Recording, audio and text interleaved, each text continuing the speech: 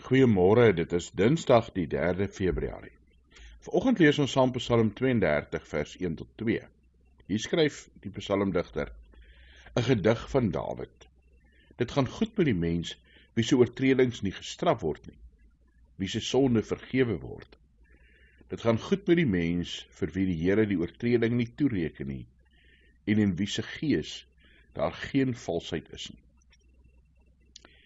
Dit gaan goed met mense wie se oortredings nie gestraf word nie, wie se sonde vergewe word. Dit is ongelooflik goed om 'n kind van God te wees, om in Christus te glo en te weet dat God jou oortredings nie gaan straf nie, dat God jou sonde reeds vergewe het, dat God jou oortredings in Christus uitgewis en weggevee het. Mag jy vandag en môre, ja elke dag, God se liefde en nabyheid beleef, God se teenwoordigheid, God se vergifnis. Hemelse Vader, dankie dat ons aan U kan behoort, kan weet dat U ons vergewe, weet Here dat U vir ons ook vrygemaak het van sonde, van skuld.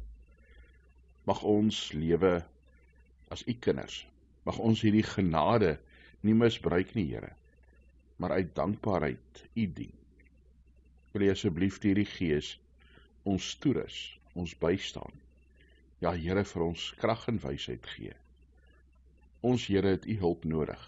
Uit ons eie kan ons niks, kan ons nêrens nie. Seën ons, Here. Ons is U kinders. In Jesus Christus se naam. Amen.